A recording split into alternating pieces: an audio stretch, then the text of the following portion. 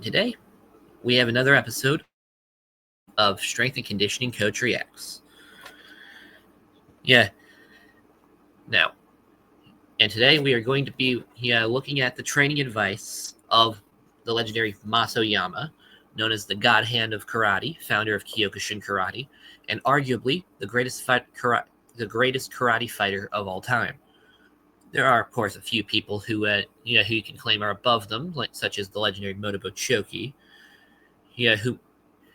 or of course, some people would make the arguments for the champions of the modern era, or even or even the karate fighters who compete outside of the confines of karate, such as Lyoto Machida.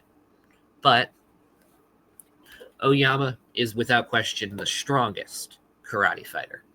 If he's the best is up to debate, but in terms of strength alone, I don't think many people are going to be able to compete. So we're going to be looking at his training advice from his book, Classic Karate, and from there we're going to be looking at the routine that the training that he did during his years of isolation in the mountains, to develop the ability that he is known for. So, and now before going into this, I feel I should remind everyone of my credentials. I am a licensed personal trainer, strength and conditioning coach, a corrective exercise specialist, and nutritionist. And as is relevant for today, I'm also a brown belt in karate. See my series on my YouTube channel, Road to the Black Belt, where I document all of the work that's going into my training leading up to getting my black belt. But without that being said, let's get into this. Now, there are three major sections that this book breaks up the exercises that he showcases: preliminary exercises, fitness exercises, and special exercises. We're going to look at all three of them.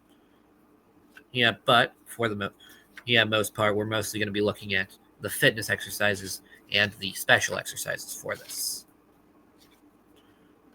Okay. Preliminary exercises. For starters, basic mobility drill with the wrists. Okay. Personally, I'm more of a fan of the wrist circling, but this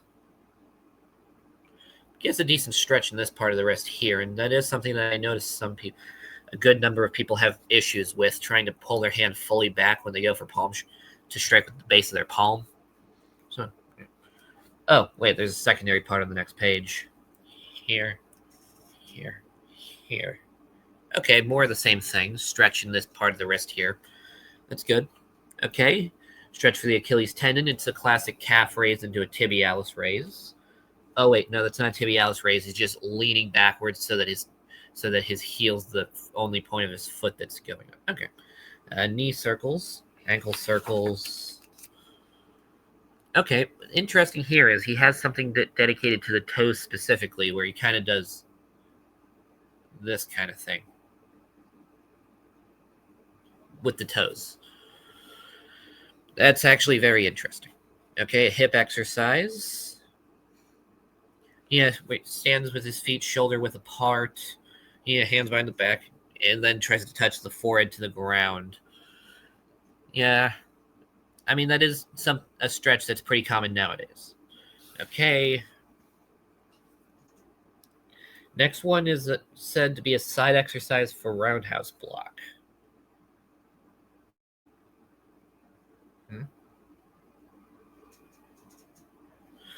Okay, I don't understand this one too much. The text for this one says, the roundhouse block, Mawashi Uke, is described on page 89. This exercise increases the flexibility and strength for the side muscles. From against the side, start bending to that side over that hand, reach up and over the head with the other hand. Finally, thrust both hands towards the same side, as if to ward off an attacker. Return to the starting position, repeat with the opposite side. Okay, so it's kind of like treating a side bend like a mobility exercise. Okay.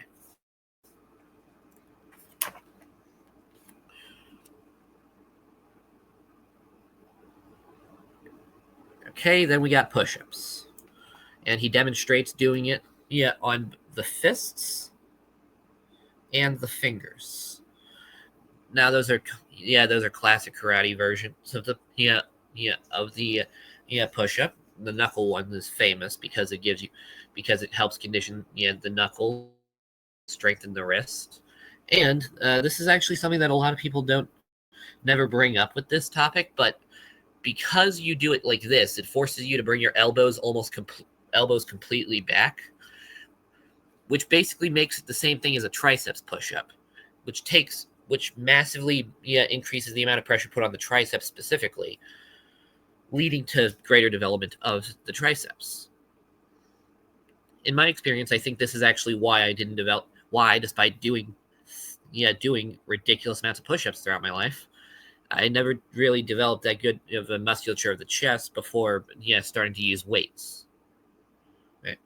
Okay, then the classic splits while leaning to both sides and then going straight down. That's still pretty good. Okay, neck rotations, Hindu push-ups, a deep squat into a straight leg, movement of straightening out the legs while keeping your head in the position. That's good for the hamstrings. Okay, then Cossack squats. Okay, another finger exercise where you do this kind of thing. Now, this is actually very good, especially if you're doing a lot of gripping exercises, because that can actually lead to slowing down in to a deterioration of your ability to extend your fingers. Normally, that isn't much of an issue, but since I started deadlifting recently, I actually realized it was becoming an issue for me. So that's actually very good to include. Okay, he calls this a chest to feet exercise. It's basically just a pancake stretch where you try to bring your forehead to the ground, which is standard. Okay, a hip exercise. It's the classic, spread your legs apart while standing up and then try to touch your hand to the opposite foot. Yeah, good mobility for the hips. Okay, and then he showcases, the different levels, different progressions of being able to touch one's toes. We got, just putting palms to the floor at the base of your toes. Putting palms to the floor behind, to the sides of your feet, and then behind your feet. These aren't labeled. I think he was just he was just trying to show off, or he was demonstrating that there are progressions beyond just touching your toes. Okay, that's it for the preliminary exercises. Essentially, what those are there for is being primarily there is just warm-ups before you actually start training. I will say it's interesting that he did put strength exercises in the warm-ups, because oftentimes people separate those. Heck, even in the dojo that I've been going at for almost 10 years now, 2 weeks. It does warm-ups before calisthenics. Okay. Oh wait, no, that's okay. This is actually very confusing. This chapter here, special application of karate techniques. Why is the first image to represent it a woman doing a handstand against a wall?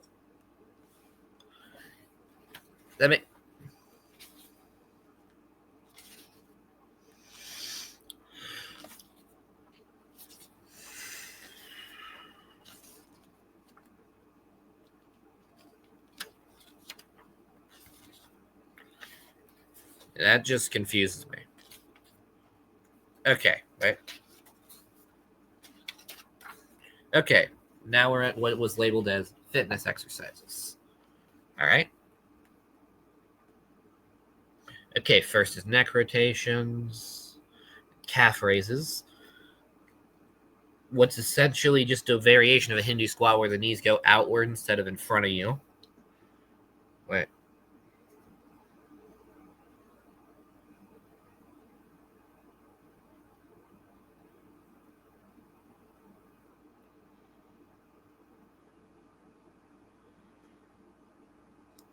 Okay, it combines an arm movement where, it starts, yes, yeah, with a parallels, with a,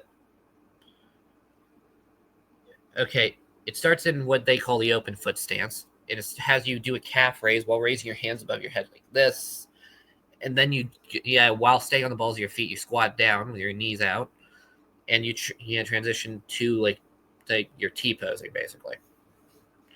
It says here it'll tighten the biceps, triceps, and trapezius and deltoid muscles, and it takes excess fat off your thighs. Now, first off, it does not take excess fat off your thighs. You cannot target fat loss. It might appear that way, but that way though, because of two reasons. One, yeah, increasing the size of the muscularity of a particular body part oftentimes will lead to it appearing like there's less body fat, in that area specifically. And two, as you gain musculature, your body naturally becomes more accountable. Becomes more efficient. Efficient. And I forgot what I was saying partway through saying that. But okay, now I'm willing to give some benefit of the idea that the overhead movement of your hands can help with overhead mobility. And if you're really weak, it might even help with developing the muscles of your traps if you're really bad at this kind of movement here. But generally speaking, there's no reason to believe they would be helpful for muscular development. But it can be good for like I mentioned, for maintaining overhead mobility, simply because if you don't use it, you lose it.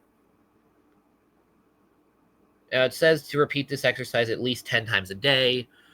So I'm guessing this is a basic calisthenics routine calisthenics. This chapter is basically a basic calisthenics routine. That he recommends people do daily, just for health. Yeah. All right, that's fine. Okay, from here we got a toe touch into a back bend. That's good. Personally, I usually do them separately though. Then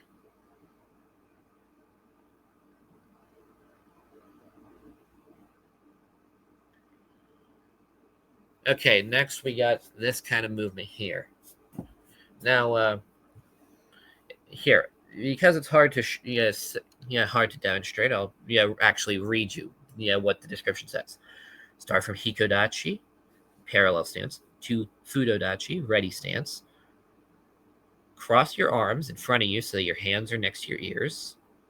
Then open your arms out to the sides in a large circular motion. This exercise will develop your pectoral muscles and should be repeated 5 to 10 times a day. Now, I see this more benefiting the shoulders potentially, than the pectorals. Again, if you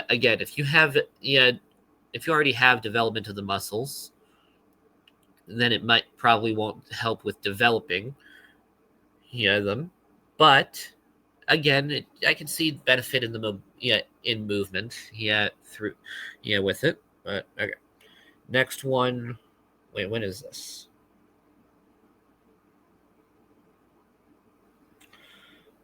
Okay, this is based. Okay, the next few ones seem to just be practice. Seem to be just be techniques that he recommends drilling for fitness. Right.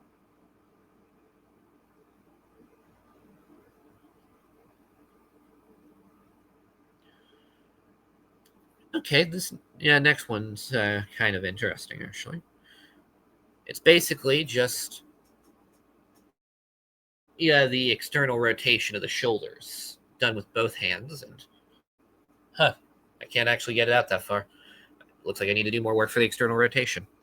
But it's body weight.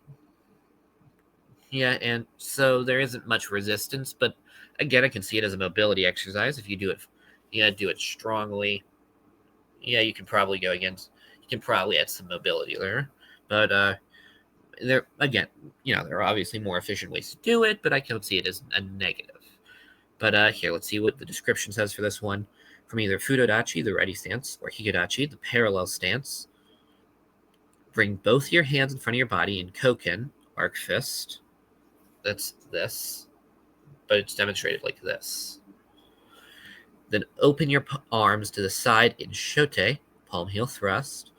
If you repeat this every day, you'll develop the nervous system in your wrists and fingers. Okay, so it's meant to be kind of like this. Okay, I see this now because I'm seeing the pictures. I immediately noticed the benefit for the shoulders. I'm not even going to repeat that, but this kind of thing to develop the wrists and fingers. I'm not sure about that one. I'm going to leave that here, and I'll think about this, and if I remember to come back to it, I will. Okay, then we got what's basically a Cossack squat, but Okay, yeah, it's basically a Cossack squat. And what's interesting, instead they stay heel down with this, with a flat foot, so that's more beneficial to the hip than it is than the version where you have your foot go away, which is more beneficial to the hamstrings. And next, crescent. That's basically just drilling a crescent kick. Okay, knee raises. Those are generally beneficial to the hips. And if you do it slowly, you get a balance benefit as well. Okay, then practicing high kicks. Generally speaking, using high kicks as a stretch for the hamstrings is perfectly fine. But it's also pretty good for the entire posterior chain as well, as a stretch, I mean. Huh.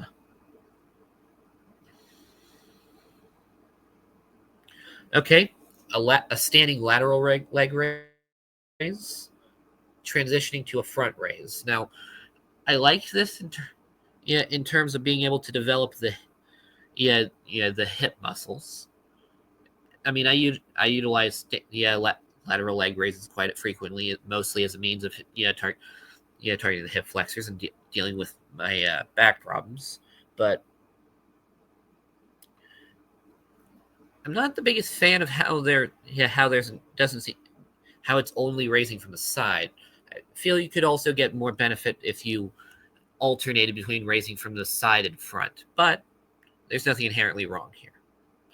Okay, next. This one actually looks interesting. I'm going to read this one directly. Bring your left foot over to the inside of your right knee and hold for your balance. Using the left foot, kick to the lower left side as if performing Kinsetsu Geri, which is a joint kick to the knee. With the same leg, kick backwards. This exercise is a combination of two quick successive motions, as in N, the one that I just mentioned. Do this 5 to 10 times, repeat with the other leg. Okay. This seems more like drilling than it does a fitness exercise, but there's a balance component to it. Yeah, kickbacks are generally considered one of the best exercises for glute activation, and it's literally, and a back kick is literally that, so I'll say that's good. And it's practicing it from a position where your foot's already off the ground, so it's more direct with the activation. That's pretty good. Okay, then we got what's basically a cobra stretch, but interestingly, they stay on their toes with this one, which actually puts more direct pressure on the lower back here, which benefits more to the stretch. Okay. Then we got sit-ups, but interestingly, they're shown keeping their legs straight here. That's actually how I do my sit-ups because it prevents you from using because it prevents your hip flexors from being brought into the exercise, but also keeps them from the compromised position that they usually are in a normal sit-up where you have your knees bent, meaning it's much better. And it targets the abdominals, to a more degree. That's great. Okay. Not sure what this exercise is even called, but it's the classic one of you lay flat on the ground with your arms to your side, and then you try to touch your feet to the spot on the ground, above your head. Okay, then we got the seated hamstring stretch. The one. Straight legs, try to touch your forehead to your shins. Then we got the 90-degree stretch. Can't remember what it's called. Legs at 90 degrees. Try to touch your forehead to one of your shins. Then you alternate. Okay, this next one's interesting because it's broken into two parts, but I only recognize one of them. Okay, kneel forward on your knees, allowing only the knees and the toes to touch the floor. Swing both arms to the back and clasp the hands together and bend the upper body forward. Okay, so it's kind of like skin the cat almost, but without the resistance. Then bend your upper body backwards so your clasped hands touch your calves. Now, the secondary part of this is actually very reminiscent of the camel stretch. But with that one, you're generally recommended to grab your ankles to hold yourself into the stretch, but also to be able to move more into it.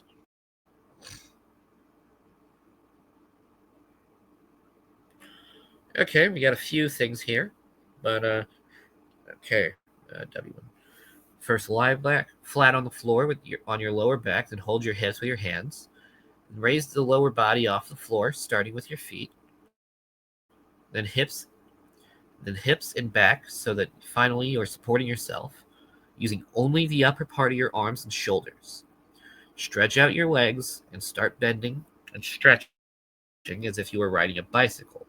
This exercise improves blood circulation and at the same time stimulates the working of the internal organs. Now, first off, that phrase that it stimulates the working of the internal organs. This is actually a classic thing, that a lot of old school medical interpretations have followed. You see it from both the Chinese medicine, the Greek medicine, even the Gaelic medicine. Has the idea that moderate exercise, benefits your internal organs. Specifically, who was it?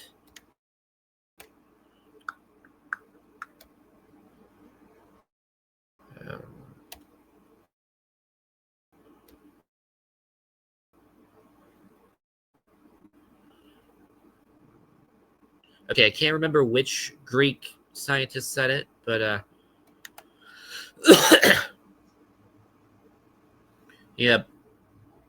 Diocles.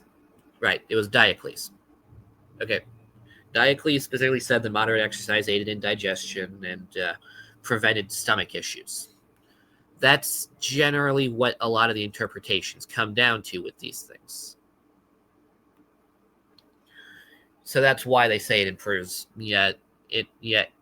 What they mean when it says it benefits the internal organs generally.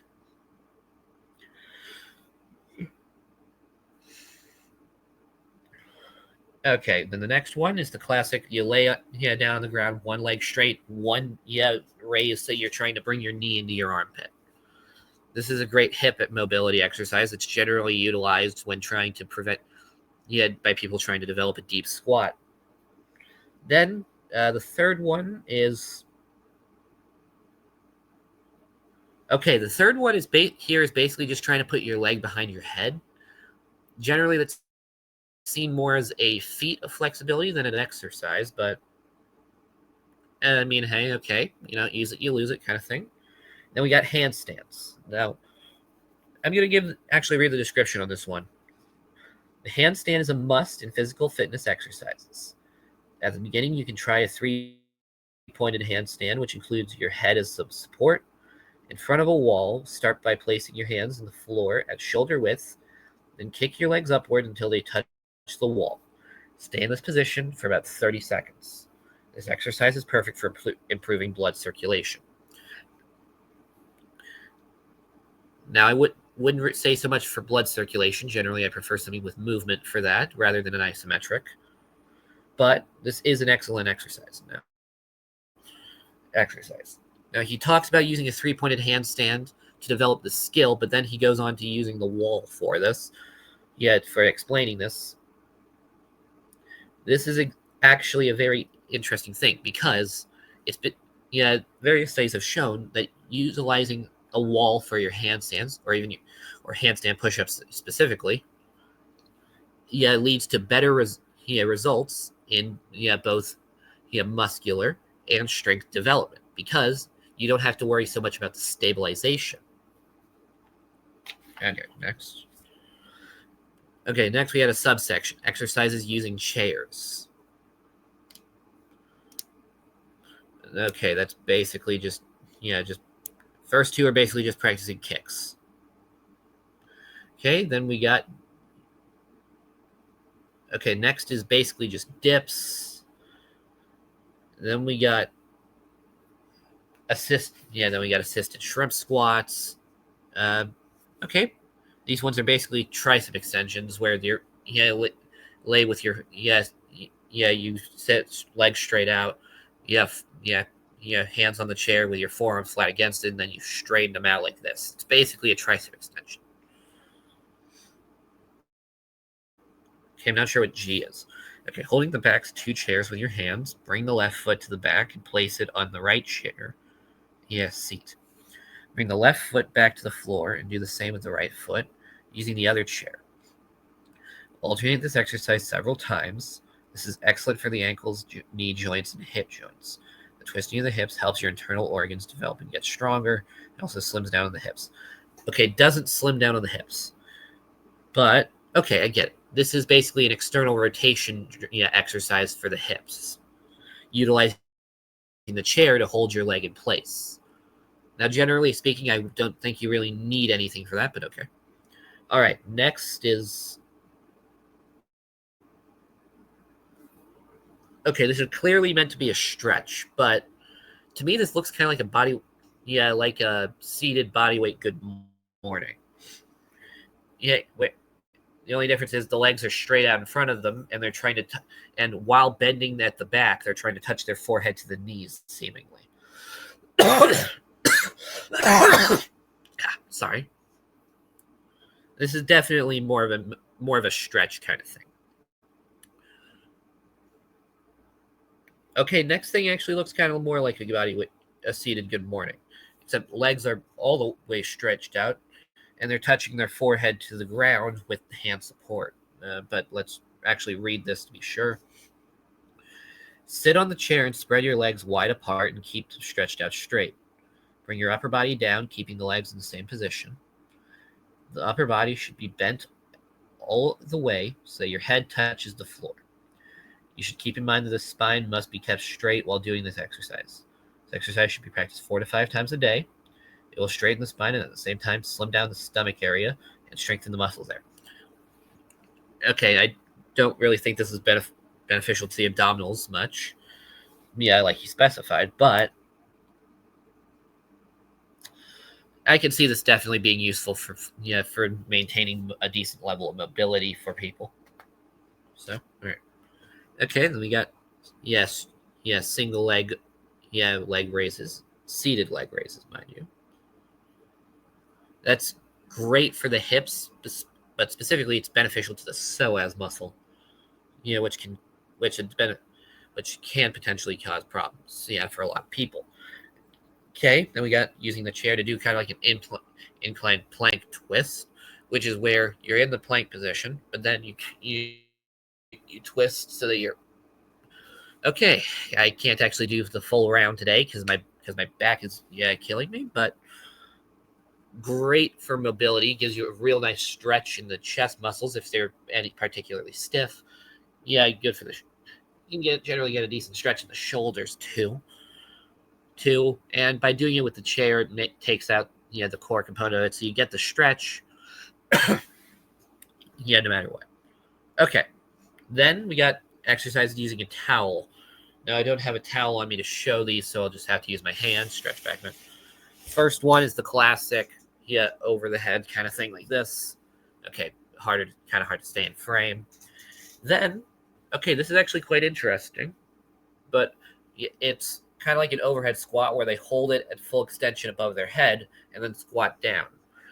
Now, that would basically be what an overhead squat is, but they go up on their toes, which you don't do with an overhead squat, which was disappointing. I almost got excited there because the overhead squat is, one of the best, one of the major things that personal trainers get to talk about. It's the full test of entire body mobility all at once. Okay.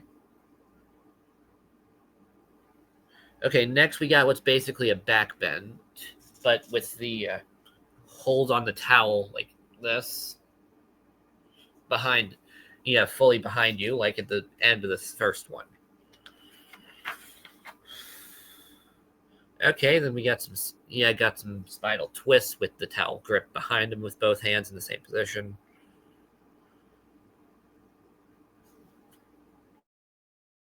Okay, then we got what's basically kind of like a toe touch kind of thing. Okay, a shoulder mobility thing where you get it behind your knees and then you lean forward, the full way while rotating your shoulders up as much as possible. Okay, nothing bad there. Okay, then basically the same thing, but with a more of a back bend than a front forward lean. All right, and that was it for the fitness exercises. It was okay, but it seemed more like a mobility thing. But I did like the calisthenics implementation there. Yeah, there that they had with a few of them. Now, special training exercises. The last portion for this book, before we do the final thing. Okay. Now, gonna skip past the strictly martial arts stuff, like the makiwara, the sandbag, the mitt punching. Yeah. Although I will say there are some interesting things here, like how they would train to kick hats off of people, or train to kick a cigarette out of a person's mouth. Those are pretty good. Interesting. Okay, next we got exercise using the shinshaku bow, or 4 foot long, staff.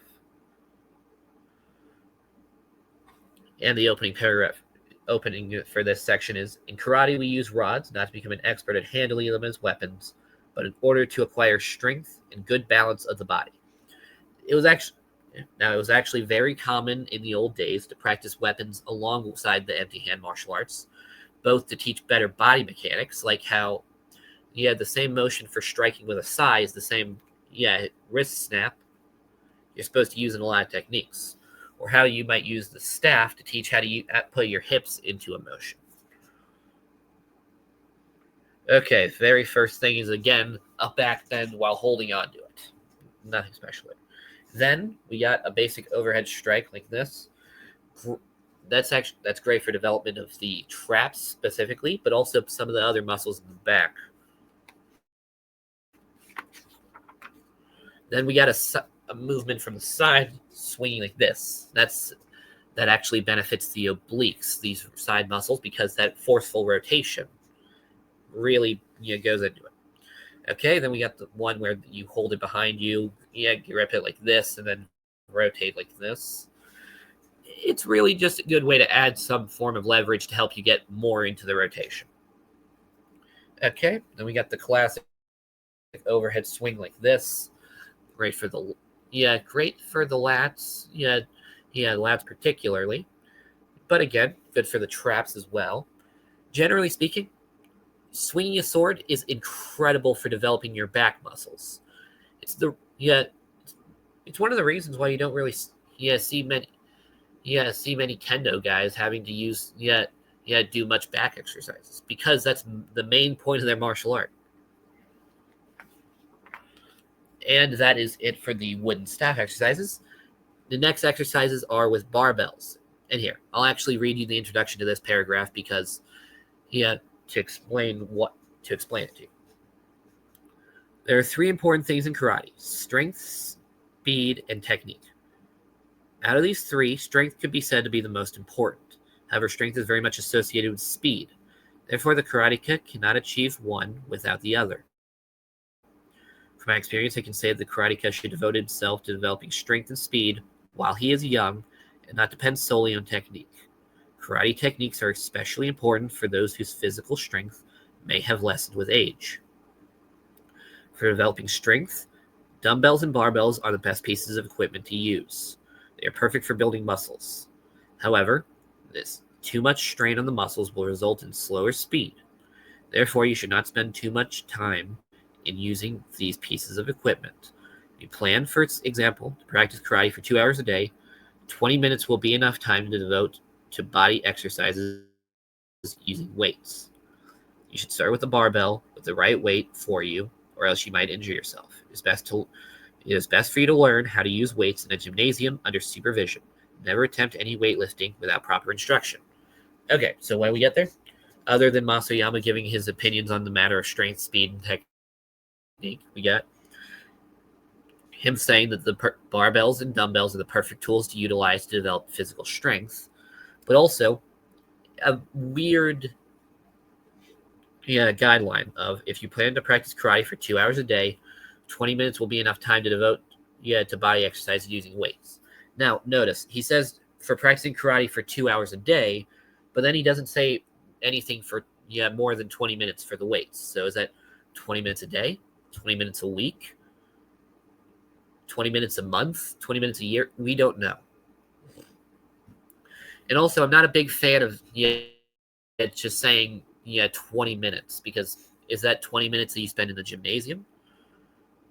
Yeah, because quite frankly, that's also not a really good metric for telling. I mean, I understand that Masayama wasn't a big fan of rest time or even doing sets in the first place. As far as I can tell, he was a big fan of doing one continuous set to failure. But generally speaking, I'm going to say he probably means 20 minutes a day, just because the context of of how it was said. But generally speaking, I'm not sure, and it might be difficult to tell even with the number, especially with the number of exercises demonstrated here. Okay, first off, we got the classic military press. Then we got, this one's actually pretty interesting because I actually didn't know what it was when I first got this book a couple years back, but it's basically a standing French press. And here, a French press is basically from a seated position like this. It's like a seated skull crusher. But this is from standing, so there is an extra level of core stability put in here. But see, I'm not the biggest fan of this, but at the same time, I'm not going to say it's bad. I think you're going to heavily tax your core, doing a lot of these standing stuff, though. Okay, then we got the barbell curls and the reverse curls. Now, if you don't know the difference, barbell curls have you curl it like this. Reverse curls have you curl it like this. Now, what's the difference? Well, notice your bicep acts differently based on the angle of your wrist, because the bicep does two things. It's responsible for flexion of the arm, but also supinating the wrist. So he's training it at both angles, but also holding the barbell like this while lowering it puts a lot more strain on the grip as well. So if you don't do any direct grip work, that's a good way to get some development to the forearms as well. Okay. Then we got the deadlift. I'm not a big fan of how they show it here because it shows some rounding of the spine in the picture. It doesn't show any bending of the knees. I guess that would make it more of a stiff-legged deadlift, which is excellent if you need to, as a way of giving direct target to the hamstring specifically. But even just the way it's described here. Grasp the barbell and bring it to the height where your arms are stretched, straight down, then lower it down to the floor. This exercise will target the hip and stomach muscles. Yeah, it targets the hips, but it's also primarily for the lower back. the hamstrings, especially since it doesn't really show much and show you bending the knees the knees for it. So yeah, that makes it more of a stiff-legged deadlift, which targets the hamstrings more than anything. All right. Okay, then we got the barbell squat. Then we okay, this is an exercise that I don't really see quite often. So I'm just gonna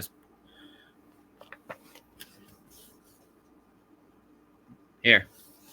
And now to explain it, lift the barbell between your legs.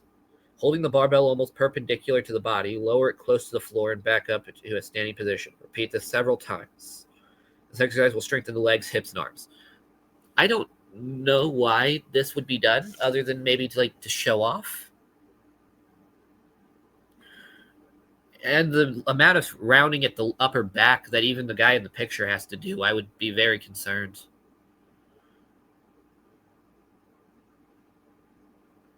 Generally speaking, I'd cut this one. First thing in the entire book that I recommend cutting. But okay, then we got a barbell pullover. Generally speaking, I've always had trouble with pullovers, but especially with barbells.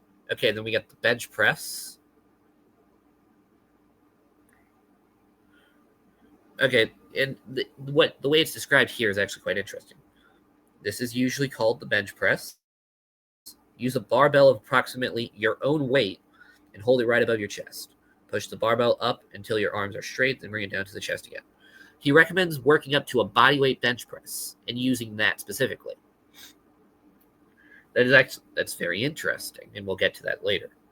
Okay, then we have sit-ups, and he lists this as a barbell exercise because, well, here he showcases using the barbell to prop his feet down so that he can do the sit-ups, which is actually quite amusing. Okay. Then we're done with barbells. Any critiques there? My only major problem there is I noticed there wasn't a rowing movement. Maybe cut out that one weird deadlift thing that I said to cut and put in a barbell row. Other than that, it's great. Now next we have exercise using sashis or stone weights. Now I'm going to give you the description again because this is actually going to clarify something. Sashis, stone weights with handles, have been used since ancient times in China, Korea, and Okinawa. Nowadays, however, it may be better to use dumbbells, which are the modern-day equivalent to sashis. They're excellent for developing the back and side muscles, the wrists, and your grip power. Here we show how to use the sashis for exercise, but if you prefer to use dumbbells, the techniques are exactly the same. So Oyama straight up saying, look, these are the traditional training equipment, but you can just use dumbbells. They're basically the same. That's very good.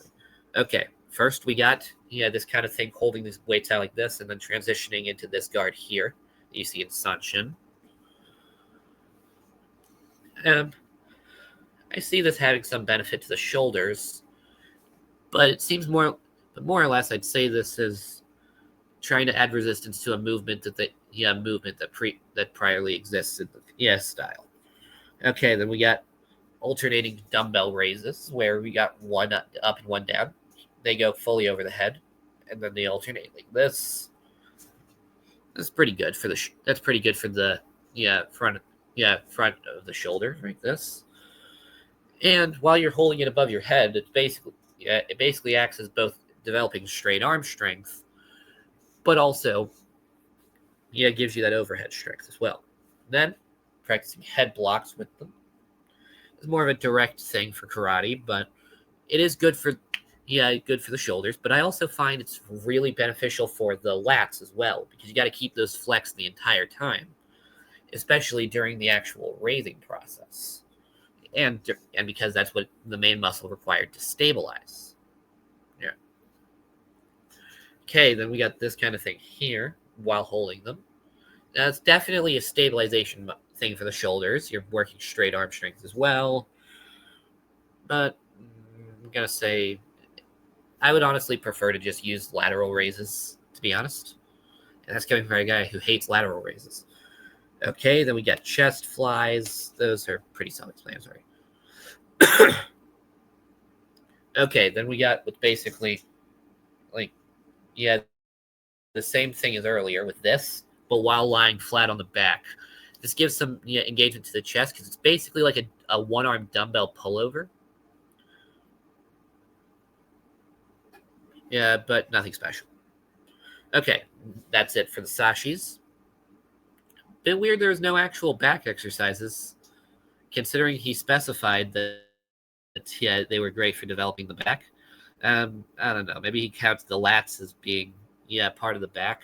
Most people do, but usually we're talking the delts when it comes to back, like the thickness, the thing that develops thickness in the back. Okay, next we got exercise using Tetsugeta or iron sandals. Now the description for this. Tetsugeta were used by the Japanese warriors in ancient times to develop strength in their feet and legs. They're still very popular since they can be worn on the hands or the feet during karate practice.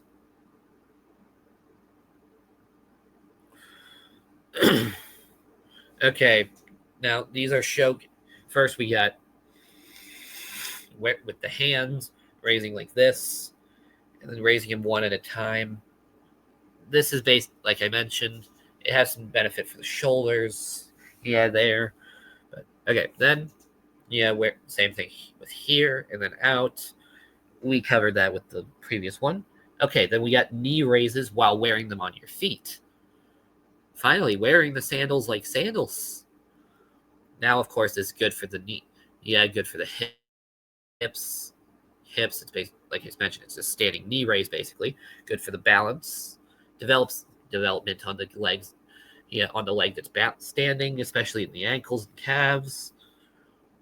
But also, because you have to use your toes to hold them in place, it's actually fairly well developing the toe strength itself. Okay, then practicing high kicks with them. I probably wouldn't recommend doing that. Yeah, so much because it seems like it would be rough on the knees, or it might even tear the hamstrings. But if you're careful. Okay, then practicing the side kick with them. You see, practicing the side kick on air in general is actually pretty rough on the knees, so I might even not recommend this one. But if you do it slowly,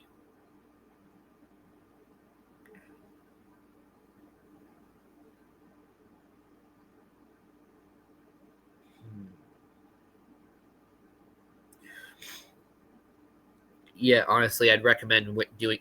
If you practice to kick slowly while wearing these, it's perfectly fine and even beneficial, but be careful there. Oh, and if you don't have a pair of Tetsugeta, you can just wear ankle weights, but you lose out on the ability to strengthen the toes by making sure that you're holding on them. Okay, that's the end of the Tetsugeta. Next, we got the bridge. It's just a classic wrestler's bridge, which is fairly controversial in the world of fitness, of course, because it puts your neck under a lot of strain while in an awkward position. But high level mobility exercise, high level strength exercise, you just need a foundation to set it up. And here we have a picture of the bridge being demonstrated while someone stands on the stomach of the guy in the bridge. So sounds like a skill issue. But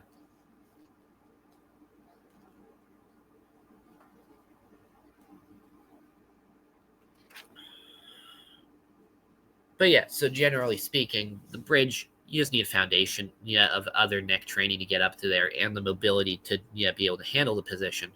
The reason a lot of people develop injuries or spinal problems from it is because they immediately go into the bridge, such as when I was on the wrestling team for 2 months. Yeah, you can check out my story time on that video. Yeah, on the first day, they had us going into it doing an exercise where we go into the bridge and then, without using our hands, have to rotate to doing a front bridge and continuously doing that.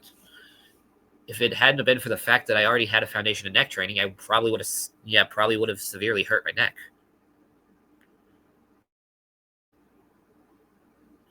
But moving on, with that, we got exercises for the handstand, where it teaches both ways to develop your ability to use the handstand, like that 3-point handstand that he talked about earlier, how to do handstands on your fingers. Oh, and here we got a demonstration of people doing handstands on just their index finger and thumb. With both hands, of course, but Jesus.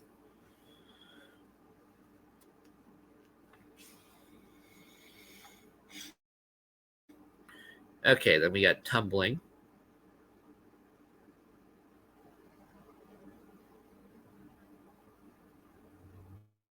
Right.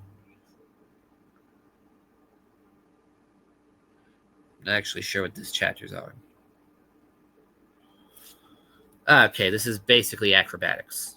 Usually when we hear tumbling, it's related to martial arts, outside of tricking, of course. Yeah, it's usually related to learning how to take a fall without getting hurt. But nope, this is just straight up teaching you how to do a front flip. Okay, so that was it for the special exercises, and therefore the book of classic karate. But that is not the end of the video, because we got one more thing. Oyama's actual training from his days in the mountains. So let me just pull this up real quick here. Okay. Now, these are actually from his training notes, but not everything was actually given direct things. So after I read it off, we're going to have to give some logical conclusions from this. And then from there, we'll assess it based on the training that we actually saw in the book. Okay. First, he would run 2.4 miles or 4 kilometers. We're using freedom units here. Okay, 2.4 miles of running. Then he would jump rope for 20 minutes. There was nothing to say what kind of jump rope he was doing, so nothing to go there. Then dumbbell arm exercises, 200. Then he would do 100 dips. Then 300 push-ups on his knuckles, 100 incline push-ups. Then jumping side kicks over a 4-foot vaulting horse for an undetermined amount. Then an undetermined amount of incline dumbbell bench press. Then he would hit the heavy bag with an elbow strike for 200 times. Jumping kicks on a heavy bag an undetermined amount of times. Leg exercises with a partner, an undetermined amount. Then bench press with 175 pounds for 500 reps. Then wrestler's bridge, undetermined amount of time. Then sit-ups, possibly off of a partner's back for an undetermined amount of time. And then additional training that was mentioned was practicing techniques and katas under a waterfall, lifting rocks, and using trees and rocks as a makiwara. All right, so let's look at this from the beginning. Now, he didn't mention running, but it's pretty much a standard to bet that running is that he would recommend running. And plus, he was in the military, so of course he did running back in the day, so probably just kept that up. Then jumping rope, like I mentioned, he didn't specify what kind it was, but we know he had some experience in boxing, so he might be doing like a boxer step, but he might just also be doing the standard. And so that doesn't really mean much. Mean much. So nothing really we can say here with the jump rope. It's interesting that he just said 20 minutes straight through. But that does tell us, he wasn't a fan of doing sets of anything, even with cardio. So, okay. Then dumbbell arm exercise. Now, we know for a fact that he did do did list a number of possible dumbbell exercises, so we can't really say, what it is. It says arm exercises, but that doesn't really say much. And heck, we see that a lot of the exercises he said work one thing aren't actually particularly good at working the thing that he said to. So, for all we know, he could be talking about shoulder presses. And we know he listed curls as a barbell exercise, so it probably isn't curls. And he lists and the main tricep exercise that he showed was for the standing French press, which was also a barbell exercise. So we really can't determine what this is. But I will say maybe shoulder press makes the most sense. Okay, then we got dips. I fully believe Oyama could do full dips, but it wasn't. But in his book, he didn't demonstrate those. So I'm thinking they were bench dips. Okay, then push-ups, 300 on the knuckles and then 100 incline. Now the knuckle push-ups, being in such high reps makes sense. He's the founder of the major, full contact bare knuckle karate style, so of course. And then going to incline push-ups. This leads me to believe, okay, so he could have, he was trying to get some extra reps in. 300 was where he was clocking out, most times. So he decided to do an extra 100 reps of an easier variant to get some more work in. Okay, then he would do jumping side kicks over a 4-foot vaulting horse. Makes sense, practicing both his jumping as well as the technique that goes with it. Makes sense. Okay. Then incline dumbbell bench press. Now, why would he be doing this as well as the bench press? Easy. You get more of a stretch at the bottom with dumbbells than you do with the bar. And on top of that, if you did the barbell one first, this lets you get in some extra volume. With less risk because you can just drop the dumbbells. Whereas with the bar, you can't just drop the bar because it'll hit you on the chest and then roll back and pin down on your throat and choke you to death. But he did this first. So I'm not sure. All right. Then hitting the heavy bag with an elbow strike, 200 of each strike. That's just standard. Jump kicks on the heavy bag. I'll be real, I was never really a fan of using jump kicks on the heavy bag myself, just because I have a freestanding one, so the stand would move too much. But his was likely hanging, so that took that problem out.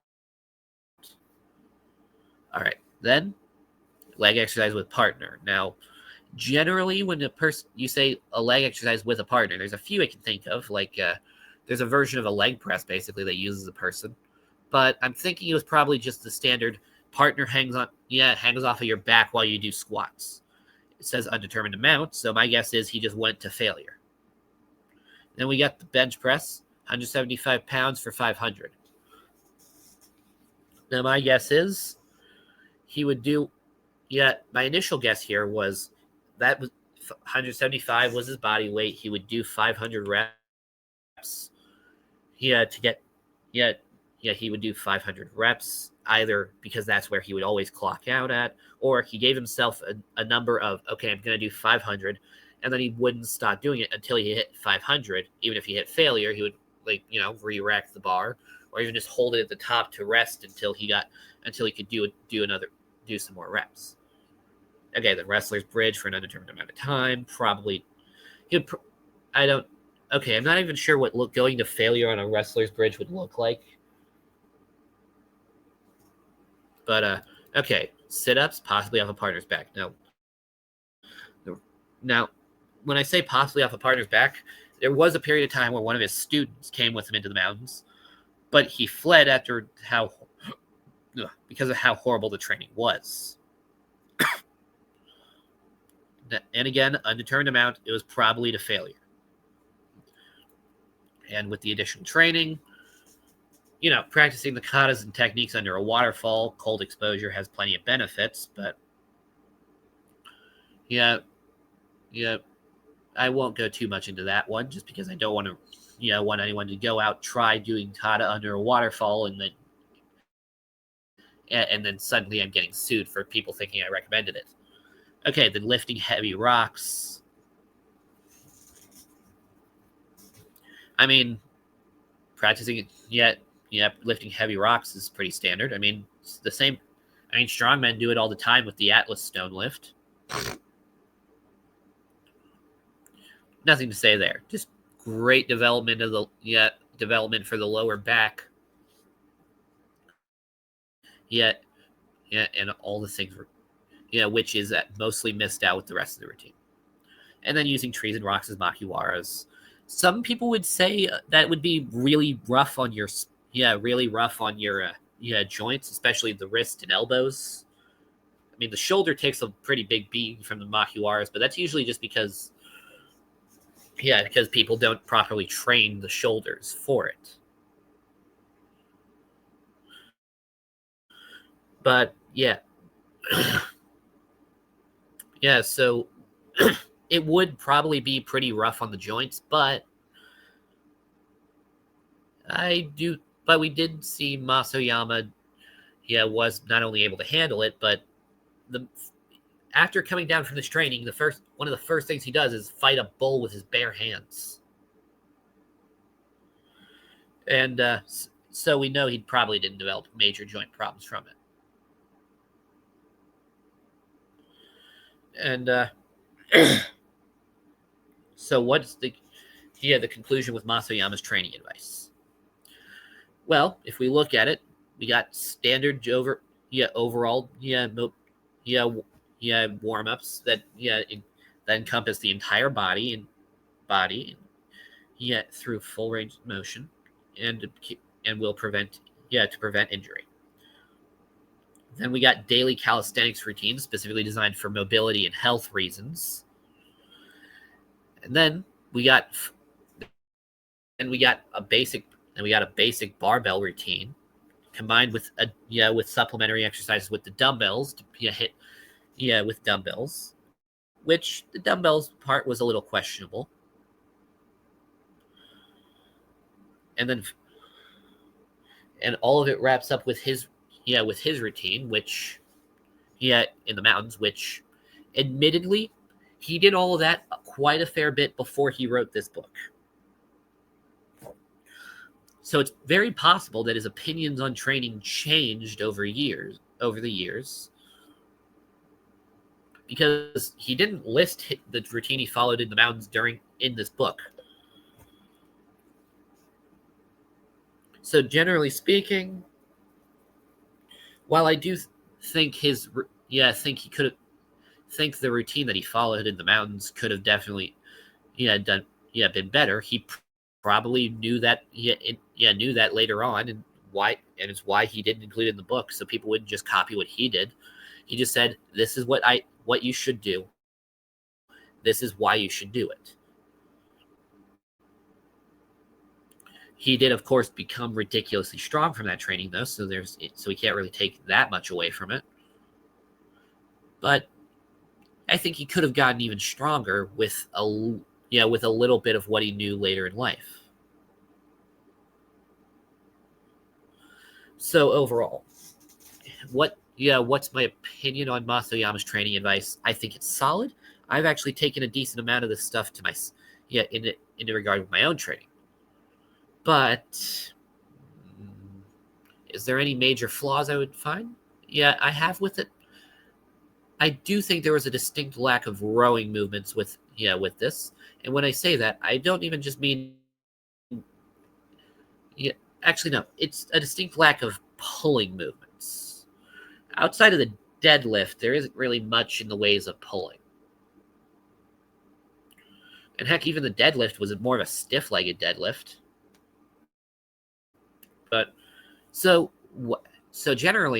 But generally speaking, this could easily be supplemented by just saying, okay, let's add in either like a barbell row, dumbbell rows, or of course, add into the fitness section, pull-ups. And of course, I am a fan of bodyweight rows as well, especially for fitness. But other than the pulling movements, there's a decent amount of rotational work, mostly mobility, but some strength stuff as well. The shoulder mobility and work, especially the health in the fitness section, is phenomenal. Yeah, by doing these things, you're going to have very healthy shoulders for your entire life.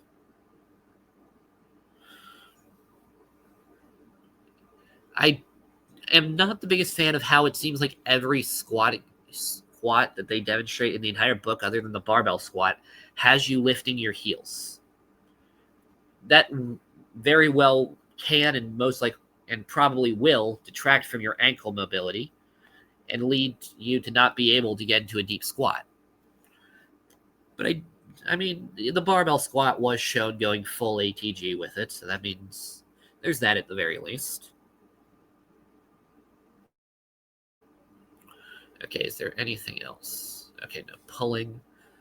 Yeah, exercises. No. Yeah, the problem with the squats. Um, okay, yeah, honestly, I think that might be it. I mean, I would have probably appreciated if they did. Yeah, if he talked a bit about endurance training, because in his own training routine, he had two separate ones. But it is very possible he believes that the primary endurance training should come from the martial arts itself.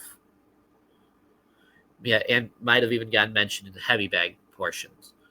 Yeah, or the mitt punching portions, or the sparring portions. But maybe talk about the endurance training as well. So, a little bit about some of the explanations for things are a little outdated, but it's it's an old book. Yeah, the couple of exercises are dated, or at the very least, I don't understand what the purpose of was over was like the deadlifting between your legs thing. I did. Yeah, there was no pulling movements, and there was yeah there was no talk of the endurance work, and I remember there was one. What was the other one I said?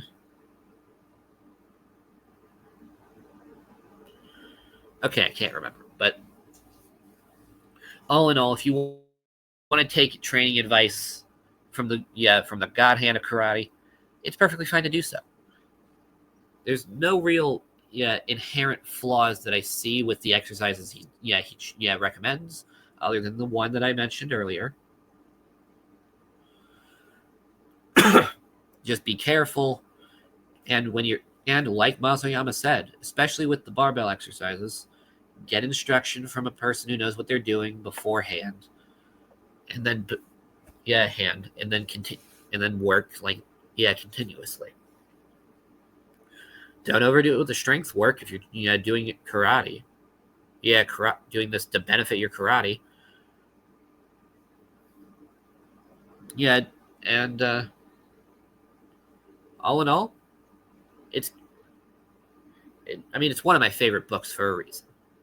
So that being said, if you'd like me to react to any other training recommendations of of legends in either the martial arts world or even just just training advice about specific people in general, let me know in the comment section below. Thank you all very much for watching. This is Random Man.